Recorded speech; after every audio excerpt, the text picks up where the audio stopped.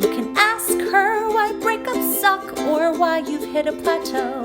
Inquire all those questions you've always wanted to know. Ask Kati anything. Hey everybody, welcome back to Ask Kati Anything. Today's actually been a good day. Do you know how during all of this, coronavirus chaos, some days I'm like, my brain just can't. I can't focus. I can't do anything. And I just feel like a turd on a log is what I always say. I don't know why that's the saying. Does anybody else have weird sayings? Share those in the comments. I would enjoy reading those. But yeah, sometimes I just feel super unmotivated and just not productive. And I know I've talked about this on my Katie Morton channel. Sorry, I need a little drink of water. About how that is the reality, that we're going to have days where we don't feel good and we can't focus. Even though I know there's a lot of judgment online about if you haven't come out of this with a new skill, then you're not lacking time, you're lacking motivation. And I'm like, dude, this isn't a fucking vacation. This is a crisis. It's hard, it's stressful. And so anyway, long story short, I finally feel like today's a good day. And I don't know, it was a couple days ago, maybe 2 or 3 days ago, where I was I feel like I rounded the corner. I don't know if any of you have been feeling this way, but the first what day is it? I'm recording this the Tuesday before this goes live. So in 2 days, you guys will hear this and see this. But it's been over a month. It's been 5 or 6 weeks now that Sean and I haven't really left our apartment for much. And at the beginning, it was really hard. That adaptation or the adjustment to it was just hard for me. And I would just want to sleep a lot. And I don't know, part of it, I think, is just the stress response, but it also could be a little bit of anxiety and depression and just stuff. So I feel like a couple days ago, I rounded the corner and I'm feeling a little bit better. But who knows? Tomorrow, I could be back, feeling like crap. So don't think that I don't want you to compare how you're doing to how I'm doing. I'm just trying to hopefully share my experience and maybe validate some of what you've been feeling over the course of these 2 crazy months. So I pulled off, if any of you are wondering or you're new, welcome. I pulled the questions off of my Katie Morton YouTube channel community tab, where I'd asked you for questions last time because there were so many good questions still in there, and there's a ton of them. But just so you know, for next week, I will post a new post, and I think maybe I'll do it under this community tab. I'm not sure what's easiest for you guys, but I think that makes more sense when it's all on the same channel. So on the Opinions That Don't Matter, this podcast channel. Wow. Maybe today's not as good of a day as I thought it was going to be. But anyway, keeping it all on the podcast channel. I don't know. I just wanted to make sure I got tons of questions and everybody saw it. And I know this channel is it's just a baby. We're growing it. Anyway, so all I'm saying is make sure you have your notifications turned on so that you know when I'm asking for those questions, because I do read through them. I do pull from them and I want to hear from you. So yeah, so there's that. Okay. Let's get into your questions because that's what you're here for. Also today, random rant number 1. Today's actually a really nice day. I hope it's warming up where you are too. I know that even for me, it kind of makes it harder to stay inside because I'm wow, it's such a nice day. I should get out. But then I'm no, the coronavirus, I should stay inside. So it's almost more helpful for me when it's raining because I'm oh, I don't really feel bad about staying inside. But either way, I feel the sun makes my mood better. And if I just go out and let it hit my face for 10, 15 minutes, that's good. Or sit in front of the window, let it hit my face. That's all good too. So if you're craving that sunshine, know that you still can get it, even though we're isolating. Womp womp. Okay, let's get into those questions. Question number 1. Katie, how does a person regain confidence in themselves to do a certain job when employers think they're worthless? I really enjoyed this question, and I also enjoyed some of the conversation around it. There were a lot of replies where people were saying that their boss knew about their mental illness and didn't take it seriously, or thought that they weren't as effective because of that, or judgment and all sorts of shit. And I mean, not that this is answering the question, but there's always going to be assholes out there. There's always going to be bosses who are dicks who make everyone's life harder. There's always going to be people who are more judgmental or don't like anyone else to do well. They only want to do well themselves. They're just all about them. And I know that sucks. I've had bosses like that myself. Back in the day, one of my first jobs out of undergrad was at the worst place to work at. Like people would get hired and fired or quit like all the time. And that's one of the first signs of like a really bad, unhealthy work environment. So if you are in an unhealthy work environment, I know right now it's really difficult because a lot of people are already out of work. So this might not be the time to like quit that job. But if you are in a position where you know that you can laterally move somewhere else, or you can just move into a different part of that business, so you have a different manager, those are all things you can ask for. Those are all things that you should advocate for yourself for, because no one should have to stay into a job that is emotionally abusive or abusive in any fashion. And so this sounds kind of abusive. Just want to put that out there first. So when it comes to us regaining confidence in ourselves, the truth is that we have to, just because this one employer thinks we're worthless or is just shit talking us or being a horrible human, that doesn't mean we have to believe it like hook, line, and sinker. I think that it's important for us to look for evidence to support that we're good at a job. And I think that's kind of part of that positive self-talk, because when we've been told that we're bad or worthless at something for so long, we tend to take those like outside perspectives or even just thoughts that we personally have, and we accept them as fact, when they're actually just thoughts or someone else's perception of a situation or someone's judgment or someone's self-hatred coming out towards us. And so that's why it's important that we don't just believe things as they are. We actually look for evidence. You guys know how much I love crime shows and mystery shows. And so it's like you get to be a detective. You get to be like Olivia Benson or I don't know, Barnaby in Midsummer Murders, because I love that show too. Anyways, or you could be like Jake Peralta in the Brooklyn Nine-Nine, another good detective. So be a detective for things that prove that you're good at the job and you are capable. And if it's hard for you to be like, I'm good, because you've felt like you're worthless or whatever, you have to use like some bridge statements or bridge evidence where it's like, hey, I have proof that I'm not terrible at this. Doesn't mean I'm great, but I have proof I'm not terrible. And then we move from that. Like, I have proof that I'm actually pretty decent. Like, I did this and it worked out. It wasn't like amazing. Like, there were a couple things that I had to fix, but it was decent. Like, if I was a teacher, I'd give myself like a C. Awesome. And so you're working your way towards it, because regaining confidence takes time, especially if we believed it. Like, it sounds like you believed with this employer, you took it to heart and it really hurt your own self-worth and confidence. And so we have to build up back from the inside. And then I would encourage you to leave that job if you can, or report that boss or employer if you have an HR department and you have the ability to do that anonymously. Remember, always, CYA, cover your ass first. Make sure that it's all confidential. If you're a really, really small office, then there's probably no way that they can actually keep it confidential. They're going to know even if they don't know, so just consider all of your options, but know that you always have the right to choose what you're allowing in your life. Like, that's why I talk about boundaries so much, is because boundaries are like, the easiest way to describe boundaries is like in regard to property, right? Like, this is my property line. Like, my parents and I, we live on this property, or Sean and I live in this apartment, and outside of that wall is outside my boundary, right? It's outside of the property. But when it comes to psychological boundaries, it's more about what we will allow someone to do to us, with us, and what we won't allow. And then it also stipulates what we will do as a result of them not abiding by it. So consider that when it comes to work and what you'll allow. Like, if this employer is a piece of garbage and they're always talking down to you and maybe everybody else around them, a lot of times people who are just garbage people tend to just spew it to everyone, then I would, talk to your boss, find out when that boss is coming in or when you're going to have to interact with them. If you know their schedule, then maybe those are the days that you're like, oh, hey, I have a personal appointment. You get out of there, or you pop to the bathroom really quick. I think there are a lot of ways to like limit the amount of time you have to see them, limit the amount of interactions you have.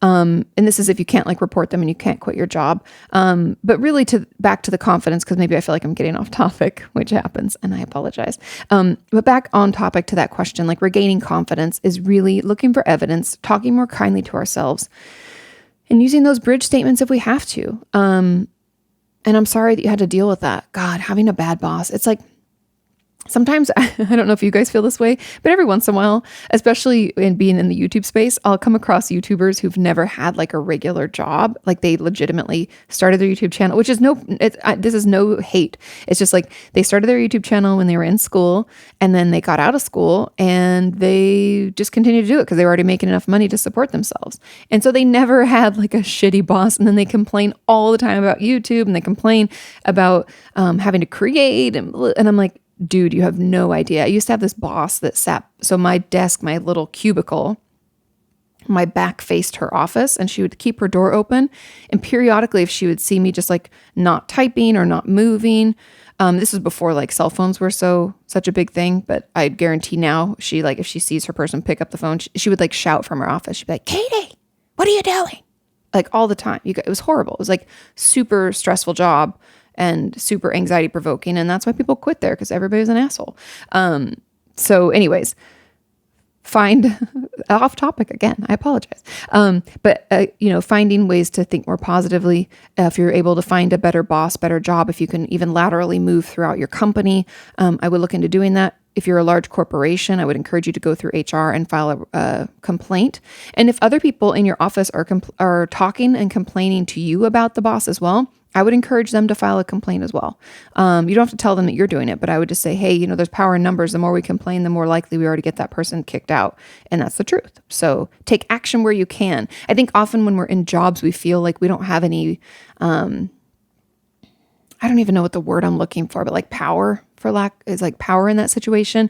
But we do. We have to take action where we can. There are certain things that are out of our control, but we do have some control. So take that back. Okay. Good. I hope that was thorough enough and I didn't get off topic too much for you guys. That's just how my brain has been lately. I think it's like, I don't know, the lack of focus maybe. Maybe it's my stress response. I'm not sure. Are you feeling that way too? Has it been hard for you? Let me know. Okay. Question number 2. Hey, Katie, I have been seeing my therapist for a little over a year now. I struggle with depression, and my therapist said it may be time to see a psychiatrist. Definitely possible. At this point, I'm tired of feeling shitty, so I'll try anything. I'm so afraid of medication side effects, though. For example, weight gain is a common issue, but I have a body image issue already, and if I gain weight, these issues might worsen. Oh my God. You're like, if I got a nickel every time someone said this to me about worrying about weight gain and antidepressants, I'd be a rich lady. If you don't know, I specialize in eating disorders and self-injury.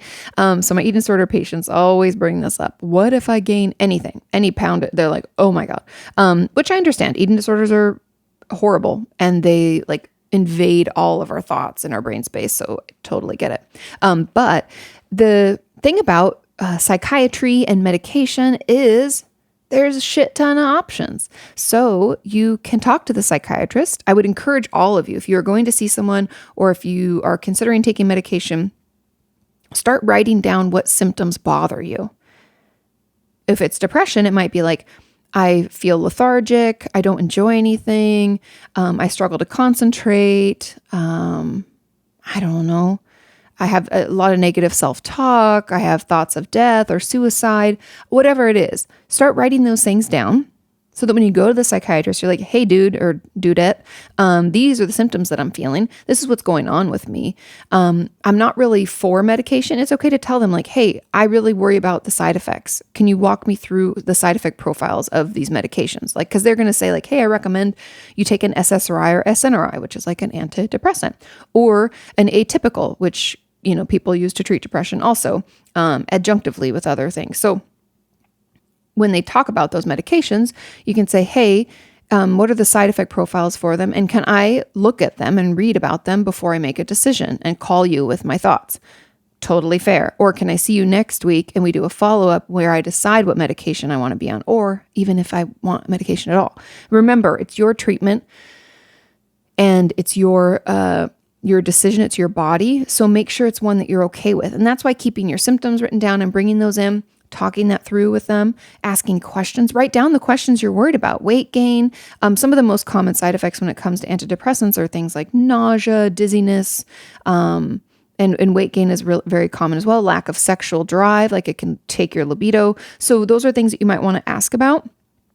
And also like once we've decided on one, we need to give it a fair trial run, unless the side effects are like horribly, horribly difficult. You can't function with them. Like I've had patients who, because there are some scary side effects, very, very rare, but things you should talk to your doctor about, ask questions about all side effects.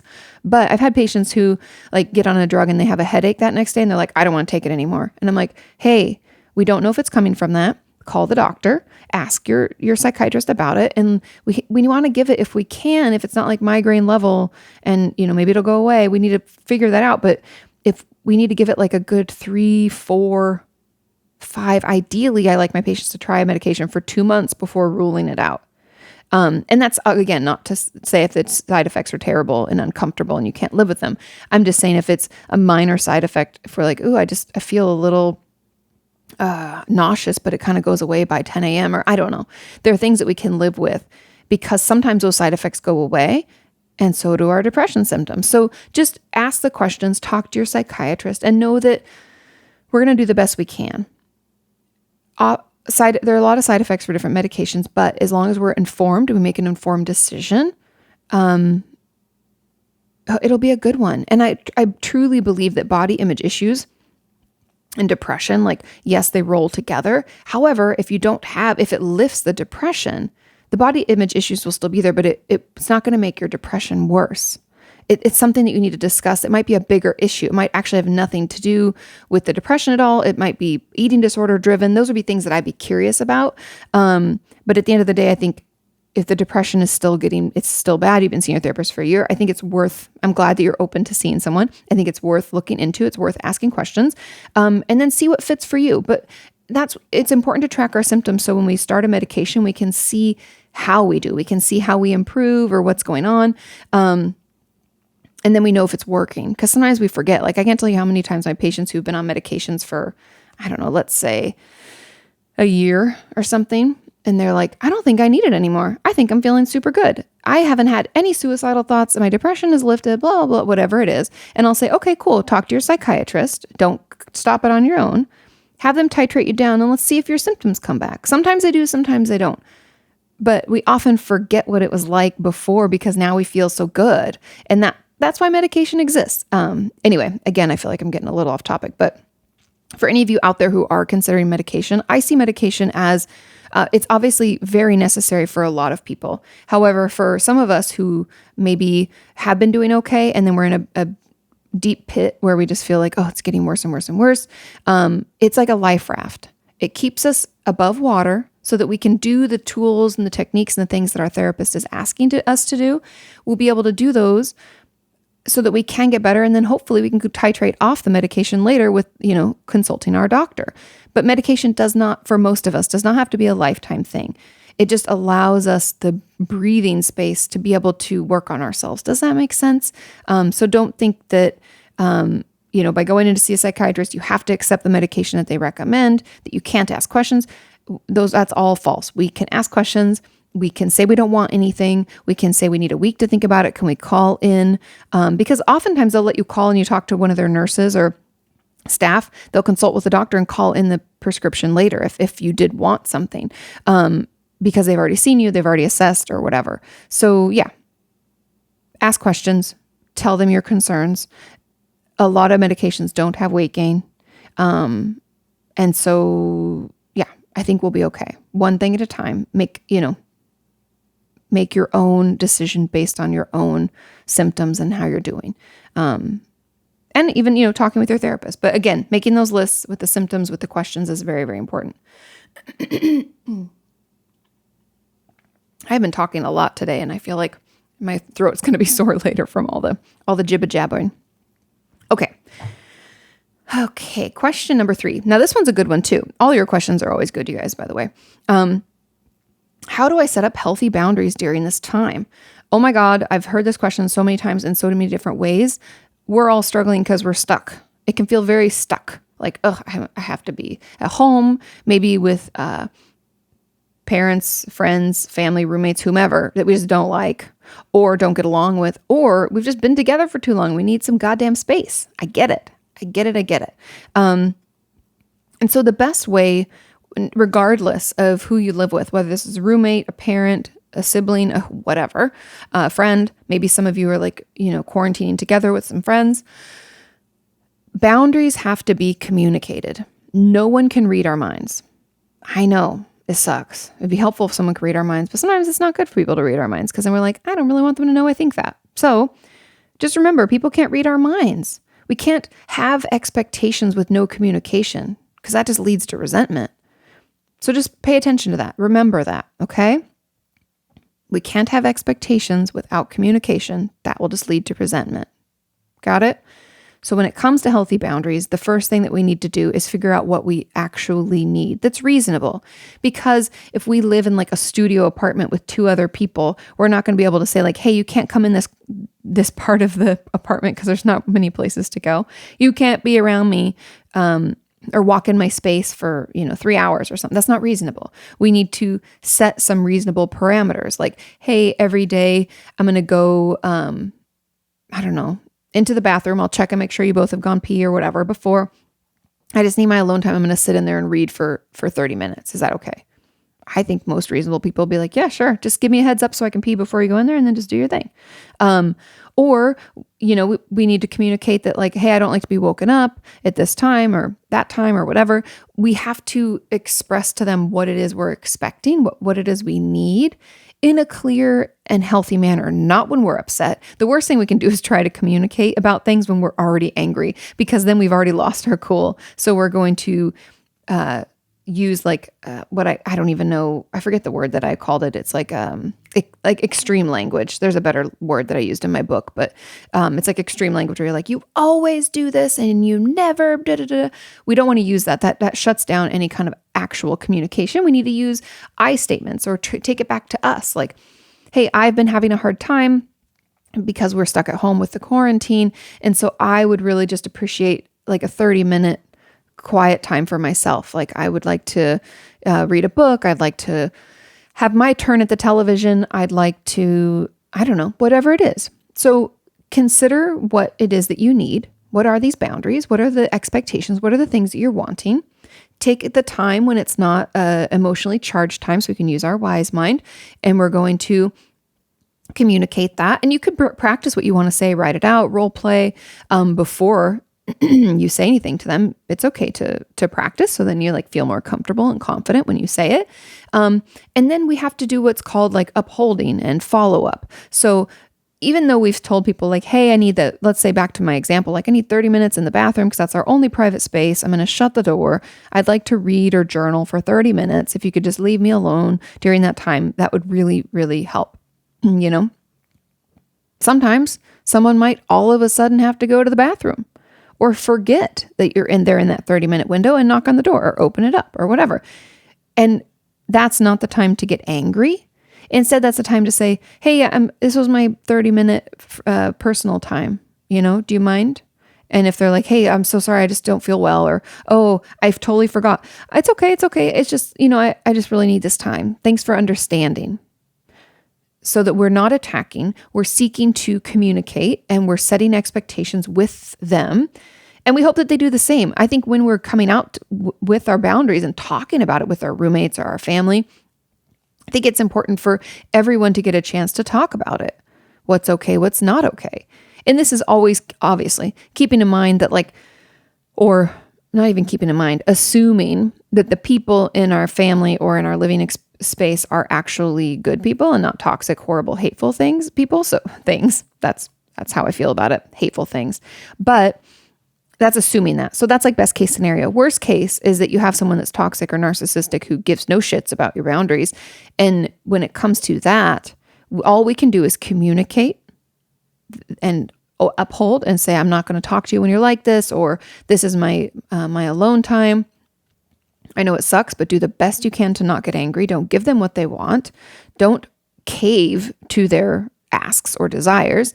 Just hold the line. And sometimes, the best thing you can do in those toxic situations is become a broken record. So you're like, I'm not going to talk to you when you're like this. I told you I'm not going to talk to you when you're like this. When you're more calm, we can have this discussion. And you just keep over and over. You say it. Or if you say, hey, this was the 30 minutes of private time that I asked for. I'm not going to open the door. I told you. And if but please, I want to talk. I told you this is my 30 minutes of private time. So, I'm not going to open the door. I already let you know about this. I warned you before I even came in here. You know that.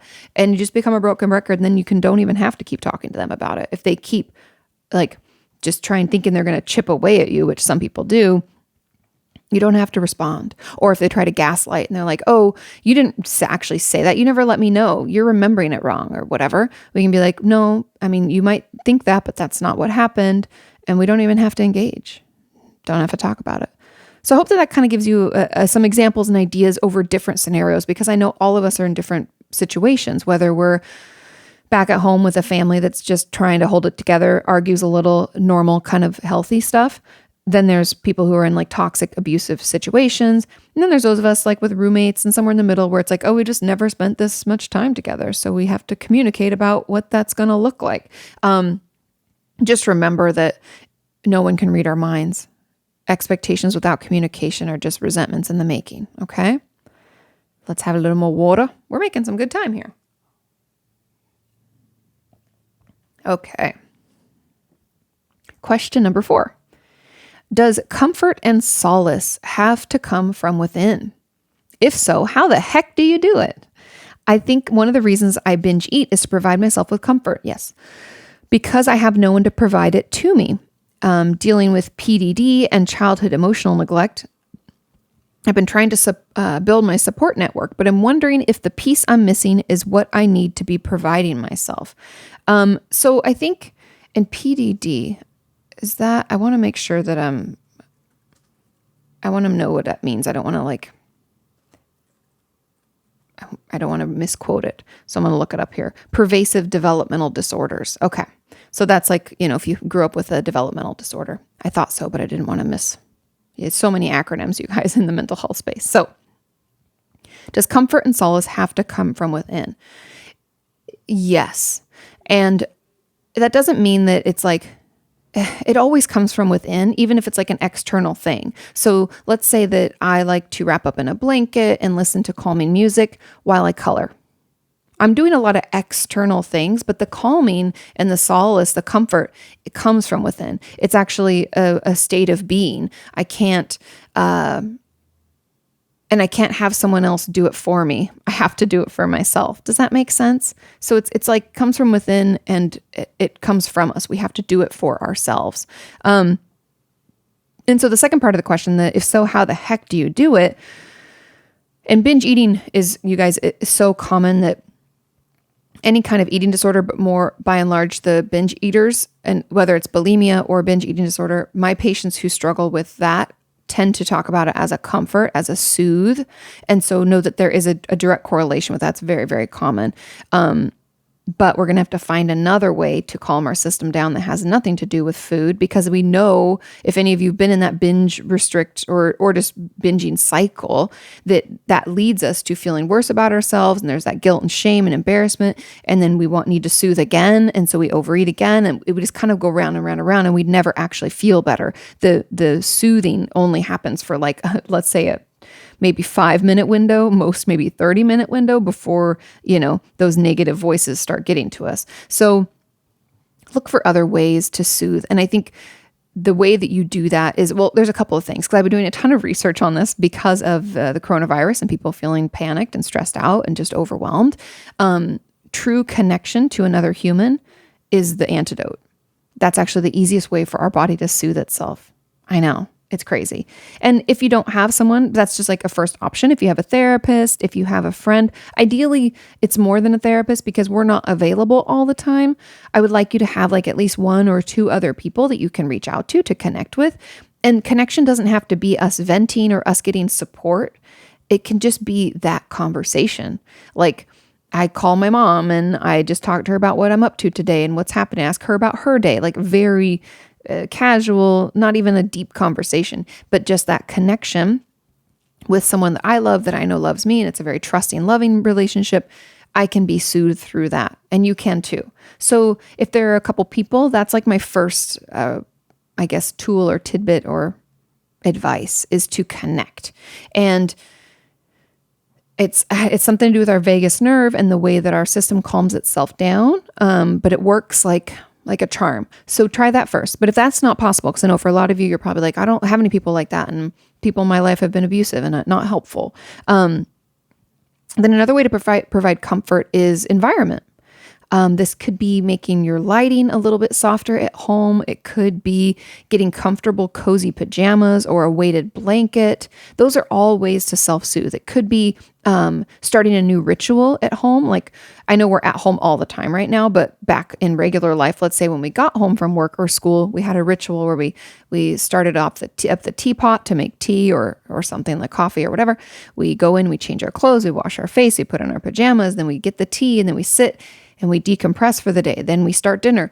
I'm just making things up, whatever ritual or routine works for you. But there's something stressful in our brain. I mean, we all know this. It can be stressful to try to remember all the things you have to do in a day, right? Because we can feel very scattered. We don't feel very focused or very calm. So if we have a routine or ritual or a list that when we get home, that's our list. So we go through it, we look at it, and we check things off. Did I do this? Perfect. So that way our brain doesn't have to focus on it, doesn't have to remember. We know we've got the list, and that can be soothing and calming also. That's why routines and rituals, even associated with eating disorder behavior, self-injury. I'm talking too much, you guys. It's making me yawn. It's not you, it's me, I swear.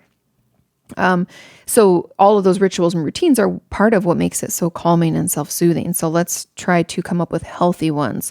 And then I think it's connecting with yourself to figure out if those are ideas you're like, I don't like any of that, and that all sounds terrible, then consider what has soothed you in the past. What feels good for you? Like, for instance, one of my close friends loves to swim. That's actually how she it's part of her self-care because it's soothing to her. It reminds her of when she was a teenager, she swam a lot. And even as a kid, it's just one of those things that like calms her down. So if she's feeling super stressed, she'll hop over to like the YMCA or her gym and go swimming. So think about what would be calming for you. What are some things that we're soothing in the past? Is it music? Think of your five senses. Is it something a smell? Like lavender tends to be pretty calming. Maybe it's like a certain candle that you light. There's all sorts. Maybe it's like, because then think of touch, right? Like comfortable pajamas or a blanket or a fluffy pillow. Those things could be good. Think of taste, like a chamomile tea. Because this person struggles also with like eating, I would encourage you to be very cautious about what the taste things are. I would encourage it to be just like a beverage, like tea or something like that, and not alcohol, because alcohol ends up not really making our system calm down, because it can cause, when our system is trying to process alcohol and detox from it, it can make our heart race, and that can mimic anxiety and cause a whole nother slew. It's not actually calming. It's like short-lived calm for long-term detox. But think of all your five senses and try to come up with some things. And if then any of you are watching this on YouTube, you can leave in the comments, are there certain things that you do to calm yourself down? I used to love to color, like the feeling of the crayon on that paper just felt really good to me. So think about it, figure it out for you, do something that feels good, and know that, yes, it's going to take like 5 of those positive ones to negate that urge to binge eat. That's unfortunately just how our brain works, but it will get easier and easier as we put off that binge eating urge. Also, impulse logs, if you want to Google those, can be helpful if we struggle with urges to binge eat, or any eating disorder behavior really. But you can just Google impulse logs. You want to fill out like the day and time that impulse occurred. What was the impulse? What are 3 feelings that we're feeling? What do we think led up to this urge? What are some things that we can do instead? And then we need to do 2 things instead. Wait 30 minutes, and then you can do whatever you want. I know that's really, really quick, but I talk about this in a lot of videos, so I just don't want to belabor it with like, this is what an impulse log is, but you can look them up. Okay. Okay. And then I see what they're saying is like, I've been trying to build my support network, but I'm wondering if the piece I'm missing is what I need to provide in myself. Yeah, there are some things we can do ourselves. A lot of it is like meditation also works, and even some of that like calming self-talk, like mantras work for me. Because sometimes if I'm feeling really overwhelmed, I'll be like, you're here and you're okay, or you're home and you're safe. Or, there are certain things that we can say that can calm us down, but it's okay to look outside. I actually think that the support network is the number one, because that, for some reason, the way that we're wired is that connection is soothing. And I would venture to say, based on conversations I had with my friend Dr. Alexa Altman, who's a trauma specialist, she references how when we're children, the sucking and swallowing of being fed through a bottle or breastfeeding or whatever, our brain is wired to soothe. So sucky candies, like little, I don't even know, like lifesavers, for instance, that can mimic the feeding that you would experience as a child, that same sucking swallowing technique, and it calms our system down. And so from birth, we're wired for connection. We're wired to look into the eyes of someone that feeds us. And part of that is like so that we survive, so that they keep feeding us. But also part of it's just like developing further, like developing our attachment and developing our connection to people and feeling part of something. All of that's important to being a human and being a being on this world. And so I think that there are certain things we can give to ourselves to comfort and to soothe, but the support network is number one. So keep doing that. It'll get easier. But hopefully those other things were helpful too. Okay. Question number 5, another great question. Please talk about dealing with hypersexuality as a result of childhood sexual abuse. Most stuff I found on the topic always assumes bipolar disorder, which is a symptom of potential like mania and bipolar disorder. But I'm not bipolar. And so I find it difficult to relate to their advice. So I think, okay, a couple things to unpack here. First of all, hypersexuality as a result of childhood sexual abuse is very, very common. People just don't talk about it because the stigma, the shame, the embarrassment, all the things that come along with it, the lack of information and understanding, which is kind of, back to the root of why I started my channel, is just so that people know it's okay. How you're feeling, what you're doing, it's normal. Even if you feel like it's unhealthy, there's something we can do, and it doesn't make you crazy. It doesn't mean that you're unfixable or something's wrong with you. We all have things wrong with us. No one's perfect. We're all works in progress. We just have to understand and work to feel better, right? So yes, I want to address the fact that a lot of those with bipolar disorder, if you don't understand bipolar disorder, you can get on my YouTube channel, Katie Morton, or just search on YouTube, Katie Morton bipolar disorder. I have videos about it. Those with bipolar, usually bipolar 1, meaning that they actually have full-blown mania. People with bipolar 2 who don't have full-blown mania, they have hypomania and they have more depressive symptoms. It can happen there too, but most of, at least my experience in the hospitals and in my private practice, my patients with bipolar 1, when they go into mania, tend to be super impulsive. They can be hypersexualized. They can spend a lot of money. They have really, really poor decision-making skills, and they have a shit ton of energy to go along with it. So it can be really detrimental to their relationships, and their own like confidence. I've had patients over the years that are super embarrassed about what they did when they were manic, and then we have to manage that while we slide into depression. It's really hard and it's really terrible. And that's not what we're talking about here, but I just want to address that. So if you find yourself in that bucket, you understand why. And it's to do with the bipolar disorder itself and how it affects your brain, how it affects your decision making, and what mania is. And like I said, I have videos that go into more depth about that. But to this person's question, hypersexuality as a result of childhood sexual abuse is very common for a few reasons. Number one, when we're children, kind of what I was just talking about, that sucking and swallowing, the attachment that we want and we crave and we actually need as humans, doesn't make us needy or weird. We need it. It's just part of the way that we're wired, okay? So that we need that connection. And when we're trying to form those connections, we're told that sex is a part of that. We don't understand enough to know that sex is something that should be consensual between adults and whatever. All we know is that this is how love is shown to us. This is how attachment is shown. And we can also be told some very manipulative and abusive messages like, no one understands our love, or if you tell anybody, I'll kill you and your family. I don't know. There's a lot of things over the years I've heard. And so that can really affect what we associate with connection, with attachment, with belonging, or with love. It can get very confusing. And so we can almost all of those things like attachment, love, all, the things I was just talking about, those can all lead back to sex for us because we don't know how else to express it. We don't know what else we're supposed to do to feel valid, seen, important. So that's one reason, okay? There's a lot of them, by the way. So don't think that if yours doesn't fit into one of these buckets that it's wrong. I'm just trying to give some examples. So that's one reason. Another reason we can be hypersexualized as a result of our childhood sexual abuse is like I take control now. had a lot of patients over the years, especially my eating disorder patients who have comorbidity with like meaning that they have PTSD, but then they also have an eating disorder, maybe even some addiction. They have a lot of different things going on. They've talked about how as a child, even if they said no, or maybe as a teenager, let's say, we were raped or sexually assaulted, even though they said no, it didn't matter.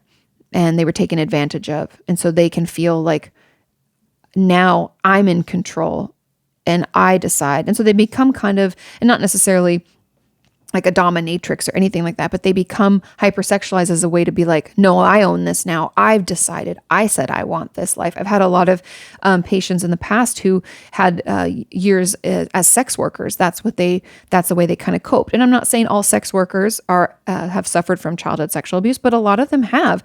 And it's a ownership thing. It's my body. I do what I want. And that can also swing. So that's one kind of extreme, right? And we can swing into the other extreme where I've had many patients who are like, I think I'm asexual. I'm not saying that it doesn't exist on its own. I'm just saying that it can be as a result of this as well, where they're like, I don't want anybody touching me. I don't find anybody sexually attractive. It's not a LGBT, it's nothing to do with like, I'm not gay, I'm not bi. I don't like people at all. I don't want anybody touching me. And that's kind of I'm taking back the ownership of my body. And so it can kind of go both ways. And then another potential reason is to better understand. And I know that sounds weird, but when some of my patients who've struggled with childhood sexual abuse still don't know how to process it. And so being hypersexualized is like I know some of you are like, what? But it's giving our body and brain another opportunity to process what happened. That's the same reason, these are equal, okay? I'm going to tell you 2 examples and these are equal. The one that I just mentioned, that we can be hypersexualized as a way to try to process the pain and the trauma. In the same way that if we had an abusive parent, we get into another abusive relationship, like another romantic relationship or with a friend.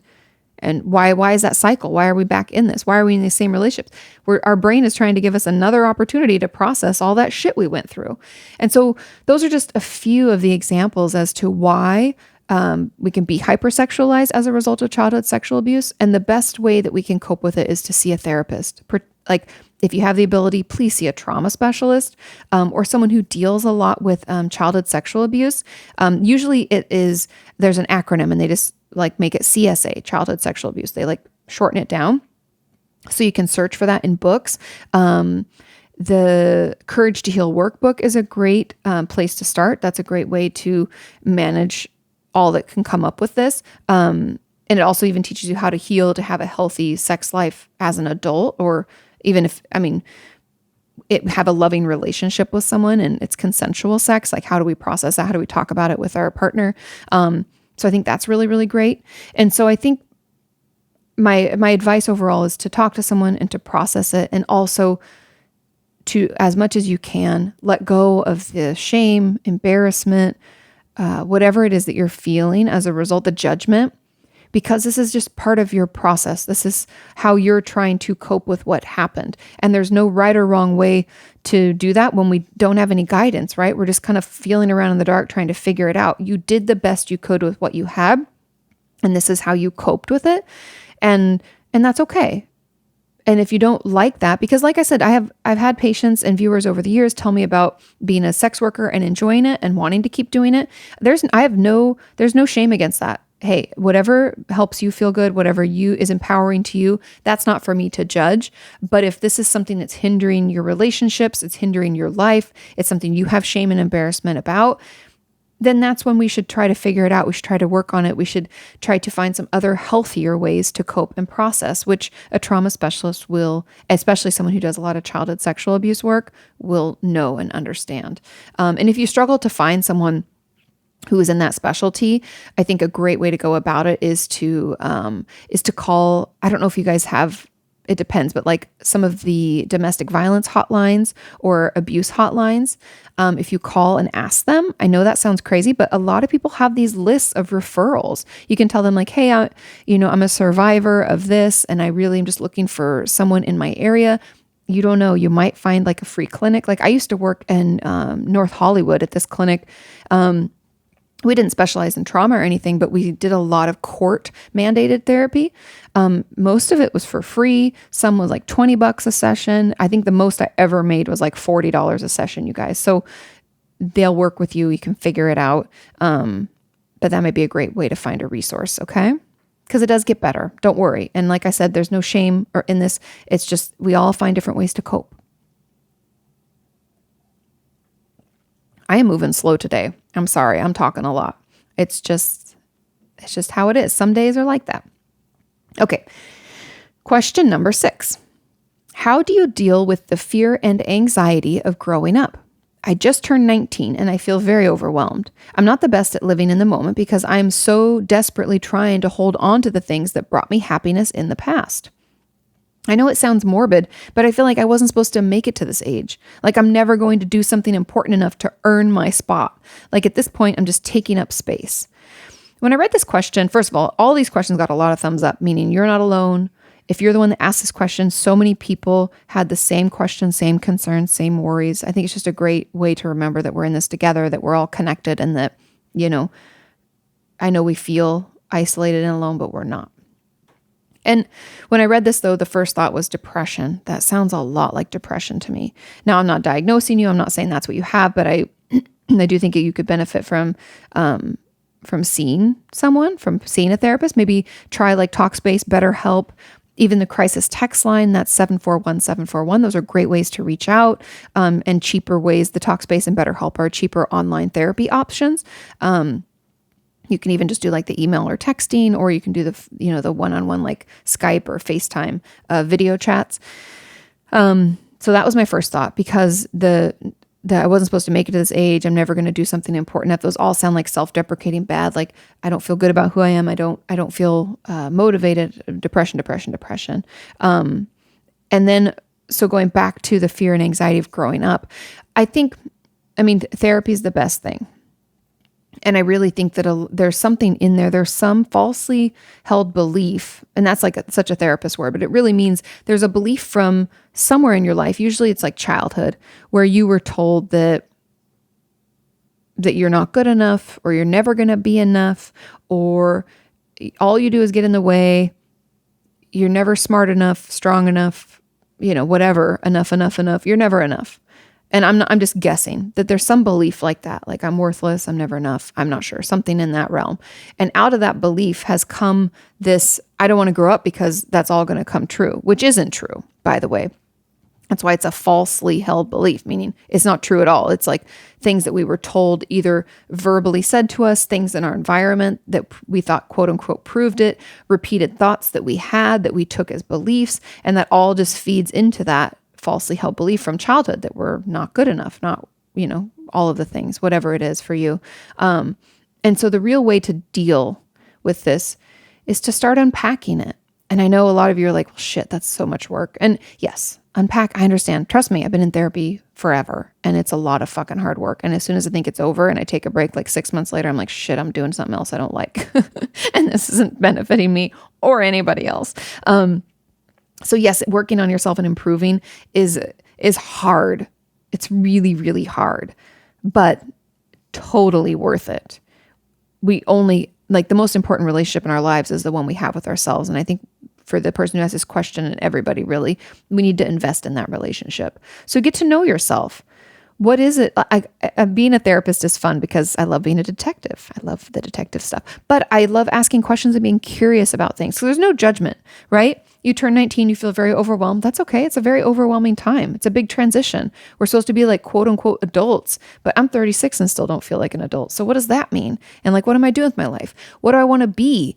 Am I going to school? What was my major? What if I suck at that? So many questions. Trust me, I've been there too. And we can even go through these phases when we're like in our 40s or 50s. Who am I? What's happening? What does it, that's okay. There's no limit to, like midlife crises. We can have crises anytime. So, and I don't mean that to scare anybody. I'm just saying, don't think that you don't have the right to be upset or stressed about the future, or wondering what you're going to do when you're like younger, older, whatever. It's life, and we're always adapting, changing, and thank God. So dealing with this, we have to be very curious. We have to think, what would growing up mean? What do you assume with that? Does that mean that you have to live on your own? You have to pay your own bills? Is that what's causing the stress? I would assume it's more than that, but that might be part of it. Are there ways that we could alleviate that stress? Maybe we get a roommate. Maybe we work 2 jobs. Like when I was in graduate school, I was also a waitress because that paid better, if you can imagine, than being an intern, which paid nothing. So there's those things, okay? Maybe growing up means that I have to be into a relationship. Maybe it has to do with getting intimate with someone. Maybe that's where this is coming from. I'm just being curious. Does growing up stress me out because I have to move out? Do I not want to move out? Does moving out from my parents' house, am I worried about my younger siblings maybe? Is there abuse in the home? Do I like the rituals of being at home? Am I not ready? What does that mean? What if I didn't leave home yet? What if I stayed home till 21, 22? What would that mean? So I'm not going to go through all of it, but I'm just telling you, like, it's okay to be curious. It's okay to wonder about this. Dig into that. Journal. Think out loud. But talking to a therapist will really help you tease this out and unpack it. Like I was just talking on a live stream earlier today about how in therapy, a lot of times we come to the table with this big yarn ball of problem, right?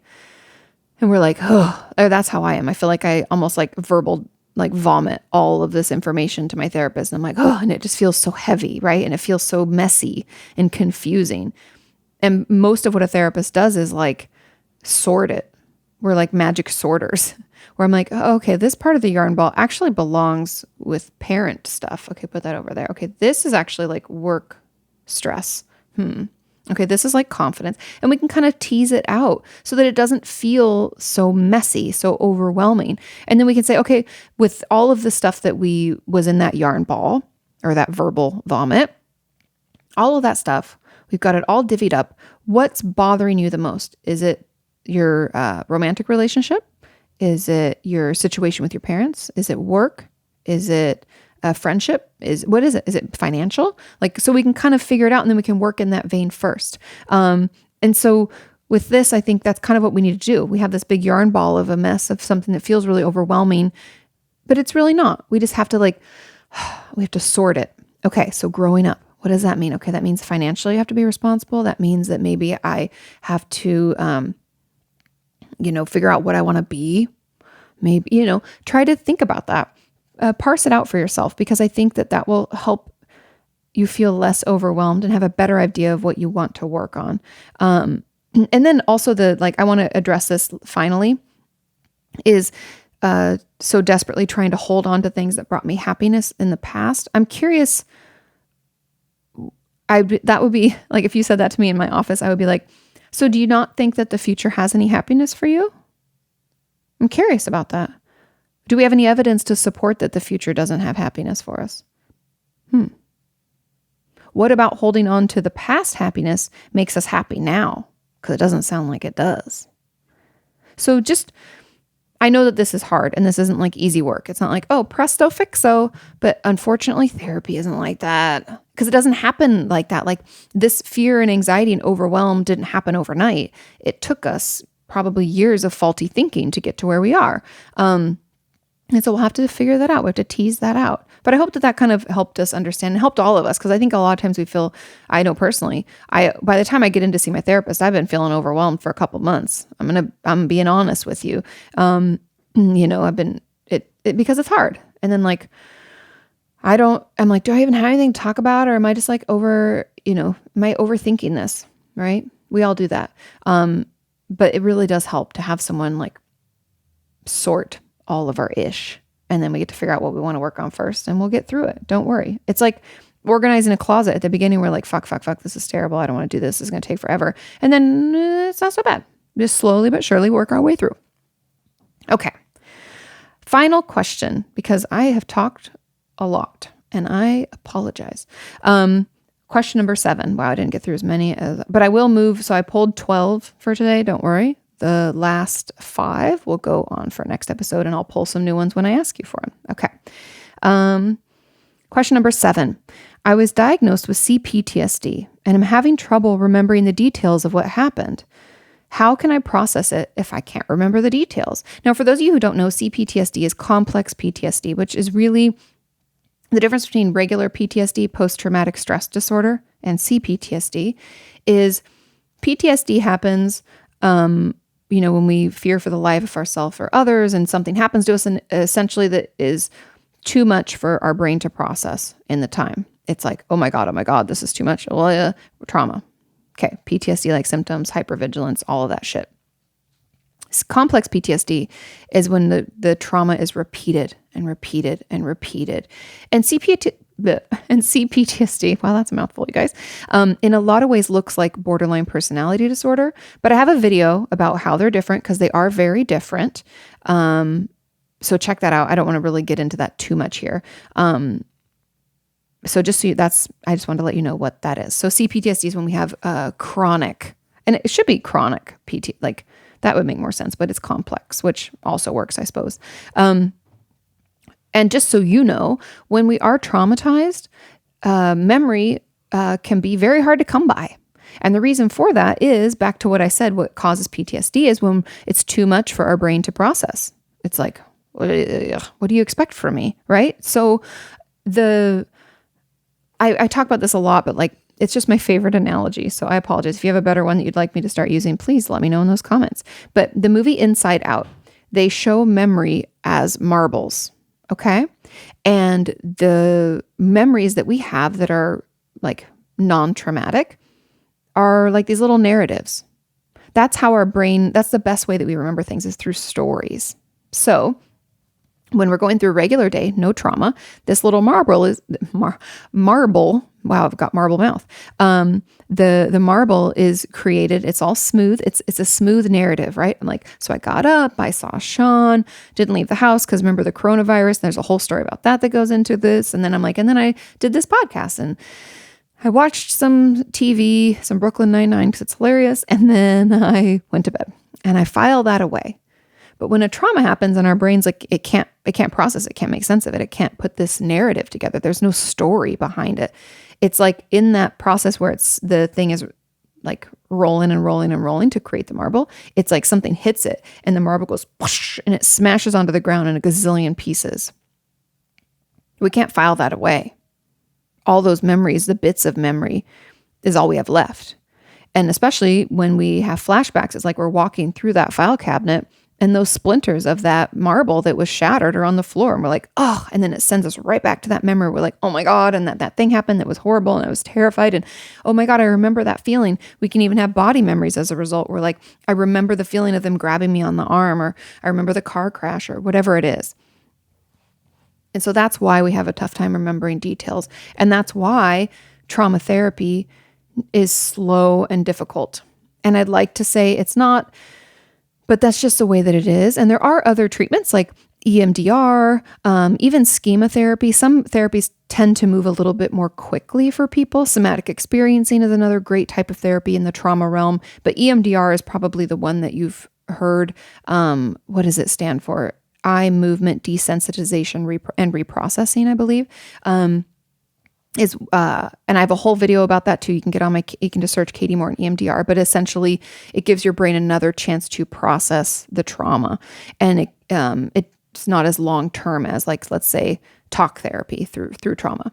But the goal is to take all the little bitty details that you know, like maybe you don't know much, but you remember like a kind of a time. We'll just work with what we've got. And as we talk through what we do remember, oftentimes when I'm doing talk therapy with a patient, I'm not a trauma specialist, by the way, but as I'm talking through something that's difficult with a patient, I start back before it was bad. So it's easy to talk about things before they're bad. It's like, yeah, I remember, like, let's say there was like this big traumatic car crash, just for lack of a better thing. But like a month before, my family and I had gone on a trip to Hawaii. I don't know. I'm just making shit up, you guys. But so if I was talking to me, I would say, tell me about Hawaii. We'd start there. And then I'd get you through to when you came home and right before things happen. And we'd start to try to piece that together. And the thing that's interesting about our brain is, like, as we start telling a story, we'll often be surprised by what we remember. Sometimes I have patients close their eyes if they feel safe. That's not always the case, but we can use our senses. Did you smell something that day? Did you taste something? Do you remember what clothes you were wearing? There might be some strange things that bubble up.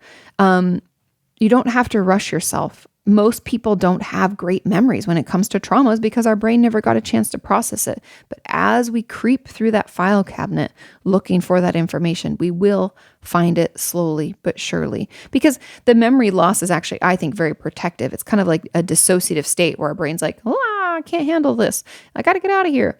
And so it like disconnects, pulls the ripcord, and we don't have any memory of it, so that we can keep going, right? Sometimes, I swear, it's like our brain knows how much we can handle, and it's like, this is too much. If I try to process this now, I'm not going to be able to go back home. I'm not going to be able to finish high school or whatever age we were.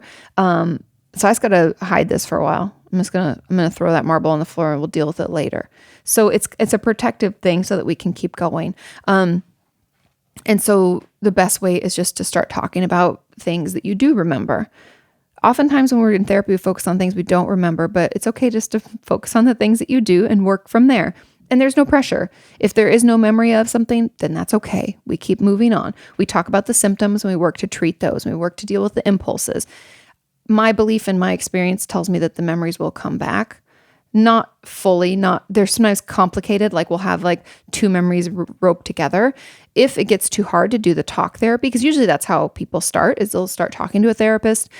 But if it's too much, it's hard to stay present. If you're dissociating too much, or if it just feels like it's too hard, it's taking too long, there are those other options like the EMDR, the schema therapy.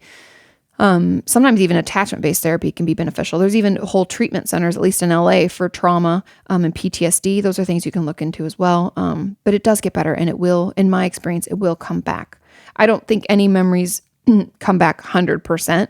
I have trouble recalling things 100%, but the nitty-gritty of the actual event that was traumatizing, in my experience, does come back. It's just really difficult, and it can take time. So be compassionate, understanding, show yourself the kindness and love that you need during this time. And hopefully, if you don't feel connected to your therapist, find somebody you feel connected with, because it's really, really important to, process it with someone that you trust and that feels safe. That's the most important thing. And they go at a pace that's challenging, but doesn't cause you to dissociate. Okay? Well, that's all we got through today. I don't know. I guess I was just super chatty, you guys. And again, I'm sorry. But those were 7 great questions and hopefully 7 helpful answers. Thank you so much for listening. Thank you for sending in your questions. This is a fun new adventure that we're on, and I've really been enjoying it. So enjoy the rest of your day, and I'll see you next week. Bye. Ask her about your therapist or vent about your work. You can ask her about your self-esteem or why your feelings hurt. You can ask her why breakups suck or why you've hit a plateau. Inquire all those questions you've always wanted to know.